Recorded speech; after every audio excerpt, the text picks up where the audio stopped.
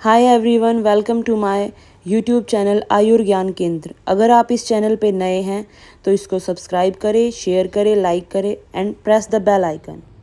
आज का हमारा टॉपिक है रक्तपित्त। रक्तपित्त एक हेमरेजिक डिसऑर्डर है जिसके अंदर जो रक्त होता है वो दूषित होके जो हमारे मुख, नाक या कोई भी भाग से, शरीर के किसी भी भाग से दूषित रक्त शरीर के बाहर आने लग जाता है। तो रक्तपित्त एग्जैक्टली होता क्या है? इसके अंदर क्या होता है, जो हमारा पित्त दोष है वो पित्त दोष दुष्ट होकर रक्त को दूषित कर देता है, और जब रक्त और पित्त दोनों दूषित हो जाते हैं तो वो शरीर से बाहर निकलने लग जाता है। रक्तवत पित्तम रक्त पित्तम, अर्थात रक्त का दूषित पित्त के द्वारा नष्ट हो जाना रक्तपित्त है। कि जो पित्त दोष है वो प्रकोपित हुआ, ठीक है, वो प्रकोपित होने के बाद उसने क्या किया, रक्त को भी दूषित कर दिया, और रक्त को दूषित करने के बाद रक्त और पित्त जब दोनों दूषित हो गए तो ये रोग कहलाया रक्तपित्त, और रक्तपित्त रोग की उत्पत्ति हो गई। अब कारण क्या है, निदान क्या है, ये होता ही क्यों है? सबसे पहले आते हैं आहारज निदान। आहारज जैसे उष्ण, तीक्ष्ण, क्षार, अम्ल, लवण, कटु पदार्थ। ज़्यादा उष्ण ले लिया, ज़्यादा तीक्ष्ण पदार्थ खा रहे हैं हम, या क्षार ले रहे हैं खाने के अंदर, अम्ल पदार्थ ज़्यादा ले रहे हैं, इन सब की वजह से पित्त दूषित हुआ, पित्त ने रक्त को दूषित कर दिया। अति सेवन, विधायी अन्नपान सेवन, विधायी अन्नपान का सेवन कर लिया, या फिर दूध के साथ हमने लवण, क्षार युक्त शाक सेवन जैसे मूलक, सरसप, लहसुन, सूरा, सोवरिक अति सेवन, इन सब का सेवन दूध के साथ किया तो इसकी वजह से भी रक्तपित्त रोग की उत्पत्ति होती है। फिर आते हैं विहारज। विहारज के अंदर अति आताप सेवन, या ज़्यादा वायु का सेवन कर लिया, अति वायु सेवन, अति ऊर्ध्वगमन कर लिया, अति व्यवाय, तो इसकी वजह से रक्त पित्त रोग की उत्पत्ति हो सकती है। फिर आते हैं मानसिक कारण, शोक, भय आदि मानसिक हेतु, ठीक है, इन सब ये सब है रक्त पित्त रोग की उत्पत्ति के कारण, कि इन सब के सेवन की वजह से रक्त पित्त रोग की उत्पत्ति होती है। अब आती है संप्राप्ति। क्या हुआ कि किसी भी पेशेंट ने या किसी भी व्यक्ति ने इन सब निदानों का ज़्यादा सेवन कर लिया जिसकी वजह से उसकी पित्त बढ़ गया, तो पित्त की दूषित होने की वजह से रक्त दोष की उत्पत्ति, रक्त दूषित हुआ है, रक्त पित्त रोग की उत्पत्ति हुई है।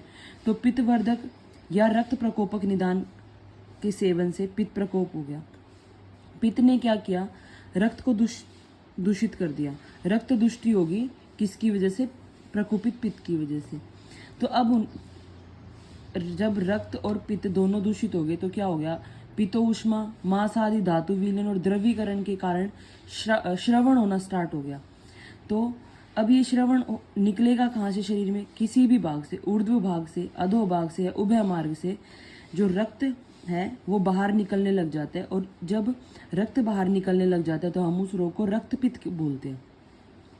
अब आते हैं उसके पूर्व रूप। पूर्व रूप में क्या क्या है, अंग साध, शीत कामता, की पेशेंट ठंडी चीज़ों की कामना करता है। कंठ धुमायन, ऐसा लगेगा कि जो उसका कंठ है उसके अंदर धुआं निकल रहा है, उसको जलन फील होती है गले के अंदर। वमन, लोहगंधी निश्राव, और चरक ने क्या बोला है, चरक ने बोला स्वर भेद हो जाएगा पेशेंट का। भुक्त अन्न का विधा, अन्न द्वेष करेगा, हाथ पैरों में जलन होगी और अंग मर्द होएगा पेशेंट का, ठीक है। ये तो हो गए रक्तपित्त के पूर्व रूप, संप्राप्ति और निदान की बात। अब बात करते हैं कि रक्तपित्त के प्रकार कितने हैं, ठीक है। 3 तो हो गए, वात, पित्त और कफ, ठीक है। 3 द्वंद्वज हो गए, वात पित्त, पित्त कफ, कफ वात, और एक हो गया सन्निपातिज। तो इस तरह से कितने हो गए, टोटल 7 प्रकार हो गए रक्तपित्त के, ठीक है। अब आते हैं लक्षण। अब जो हमने टाइप बोले हैं, वात, पित्त, कफ, द्वंद्वज और सन्निपातज, उनके बेस पे अब उनके लक्षण भी हैं। जैसे वातज रक्तपित्त में क्या होता है, अगर वातज रक्तपित्त है तो श्राव, अरुण, सफेन, तनु, रुक्ष और रक्तस्राव होता है, ठीक है। कैसा रक्तस्राव होता है, अगर वातज रक्तपित्त है तो श्राव, अरुण, सफेन, तनु और रुक्ष। अगर पित्तज रक्तस्राव है, पित्तज रक्तस्राव में क्या होगा, कृष्ण कषाय आभा, कि ब्राउनिश टाइप रक्त का स्राव होगा। गोमूत्र, सन्निभम, ग्रह धूमवत और अंजनवत। अगर कफज रक्तपित्त है तो पांडु सस्नेह, सांद्र, पिछिल रक्तस्राव होगा। द्वंद्वज में दो दोषों के मिक्स्ड श्राव होगा और सन्निपातज में तीनों का मिक्स श्राव होगा। अब आता है गति भेद से होता है रक्तपित्त 3 तरह का, ऊर्ध्व, अधो और तिर्यक या उभय। ऊर्ध्व में कफ संश्लिष्ट, अधो में वातानुबंधी और उभय में वात कफ। अब बात आती है साध्य असाध्यता की। साध्य क्या होता है? जो रोग ठीक हो सकते हैं। तो साध्य रोग कौन से हैं? साध्य कौन से हैं इसके अंदर? जो 1 दोषज रक्तपित्त हो, ऊर्ध्व रक्तपित्त हो, ठीक है, जो कि मुख मार्ग से या ऊपर के मार्ग से बाहर आता हो रक्त, बलवान रोगियों के अंदर, या नवीन हो, अल्प वेग के साथ रक्तपित्त हो, उपद्रव रहित हो, वो तो होता है साध्य। याप्य क्या होता है कि ना तो साध्य है ना असाध्य, मतलब कि वो ठीक हो सकता है। द्विदोषज रक्तपित्त हो, अधो भाग का रक्तपित्त हो, अधो मार्ग से जो रक्तपित्त बाहर निकलता हो वो असाध्य। त्रिदोषज रक्तपित्त, उभय मार्गी, ठीक है, अति वेग युक्त, अरिष्ट लक्षण युक्त। अब आते हैं उपद्रव कौन कौन से इसके? दौर्बल्य, श्वास, काश, ज्वर, पांडु, दाह, मूर्छा, तृष्णा, शिरो अभिताप, ये सब हो गए इसके उपद्रव। अब आती है रक्तपित्त का चिकित्सा सूत्र। तो रक्तपित्त में हम चिकित्सा क्या करते हैं कि जैसे रक्तपित्त किसी व्यक्ति को रक्तपित्त रोग हो रखा हो, पर अगर उसका बल कम नहीं है, मतलब अशीर्ण नहीं हुआ है उसका बल, अशीर्ण बल मासस्य, ठीक है, तो उसके अंदर जो रक्त निकल रहा है हमें उसे निकलने देना चाहिए, रोकना नहीं चाहिए, उसका स्तंभन नहीं करना चाहिए। अगर पेशेंट क्षीण है, दुर्बल है, ठीक है, तो उसका रक्त हमें, जो रक्तस्राव हो रहा है उसको, उसका स्तंभन करना चाहिए। और जो बलवान व्यक्ति है उसके अंदर स्तंभन इसलिए नहीं करना चाहिए कि वो रक्त जो है वो दूषित हो रखा है, तो उसको निकलने देना चाहिए।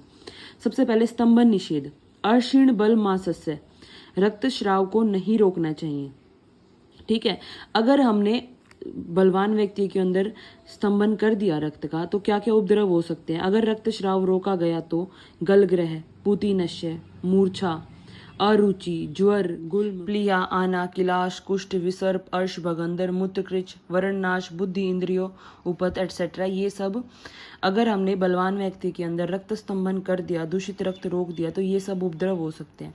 इसके अलावा इसका एक चिकित्सा सूत्र चरक चिकित्सा 4 के अंदर बता रखा है कि संतर्पण से उत्पन्न रक्तपित्त, या फिर जो बलवान रोगी है या जिसमें कोई उपद्रव नहीं है, निरुपद्रव रोगी में संशोधन कर्म हितकर होता है, ठीक है। संशोधन में क्या करते हैं? अगर ऊर्ध्व रक्तपित्त है, कि अगर पेशेंट का जो रक्तपित्त है वो ऊर्ध्व भाग से है, मुख मार्ग आदि या नासा मार्ग से है, तो उस कंडीशन में हम पेशेंट का विरेचन कराएंगे। अगर रक्तपित्त अधोभाग रक्तपित्त है, ठीक है, तो उसका वमन कर्म श्रेष्ठ बता रखा है। ऊर्ध्व और अधोभाग रक्तपित्त में विपरीत मार्ग चिकित्सा करते हैं। अगर ऊर्ध्व से रक्त निकल रहा है तो हम उसमें क्या कराएंगे? ऊर्ध्व मतलब कि ऊपर की तरफ से निकल रहा है तो हम उसमें विरेचन कराएंगे, और अगर अधो नीचे के भाग से निकल रहा है तो हम ऊपर मुख मार्ग से उसका वमन करा देंगे, ठीक है। तो विपरीत चिकित्सा करते हैं, मेन पॉइंट है इसके अंदर ये। उसके अलावा रोगी और रोग के बलाबल अनुसार करते हैं हम चिकित्सा, ठीक है। स्टार्टिंग में हम क्या करेंगे? सबसे पहले लंघन और तर्पण करेंगे, ठीक है। अगर ऊर्ध्व रक्तपित्त है तो तर्पण और विरेचन, अधो रक्तपित्त है तो पेया और वमन। बाल, वृद्ध, अवमन विरेच्य रोगी जिसका वमन विरेचन नहीं करा सकते, उसमें समन चिकित्सा करेंगे। समन चिकित्सा में हम क्या करेंगे? रक्त स्तंभक औषधियों का उपयोग करेंगे। जैसे दुर्वा है, दुर्वा का स्वरस हो गया तो उसका यूज कर सकते हैं। ये रक्त स्तंभक द्रव्य होते हैं, दुर्वा, उशीर, रक्तचंदन, पद्मक, कुटज, कांचनार, बिल्व, उदुम्बर, वासा, लोद्र और शालमल्ली, ठीक है। ये सारे हो गए रक्त स्तंभक। उसके अलावा जिनमें हम संशोधन नहीं करा सकते, वमन विरेचन नहीं करा सकते, उनके अंदर शमनौषधि में हम क्या देंगे?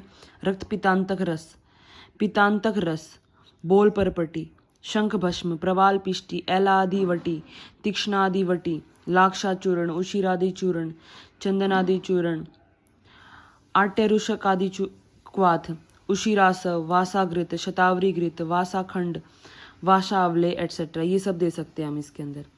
अब आते हैं पथ्य अपथ्य। पथ्य वो होंगे जो पित्त और रक्त को दूषित ना करे, जैसे पुराणशाली, लाजा, गोदुम, मुदक, मांस, अजादुग्ध घृत, आमल की, कदली, द्राक्षा, मृद्विका, मिश्री, मिश्री, शीत विहार, चंदन लेप, वमन विरेचन, नश्यादि। और अपथ्य क्या होंगे? तिल हो गया, जैसे माश होगी, कुलथ, शर्षप, गुड़, दधी, शार, लवण, जो पित्त को बढ़ाएंगे, ठीक है, जो रक्त को दूषित करेंगे, पित्त को दूषित करेंगे। तीक्ष्ण विदाई, अनपान, आताप सेवन, स्वेदन, वेग धारण, क्रोध, ये सब क्या करेंगे? रक्त को और पित्त को दूषित करेंगे, इसलिए ये नहीं देना। निदान परिवर्जन करना होता है, ठीक है। तो ये सारा हो गया रक्त पित्त के बारे में। Thank you.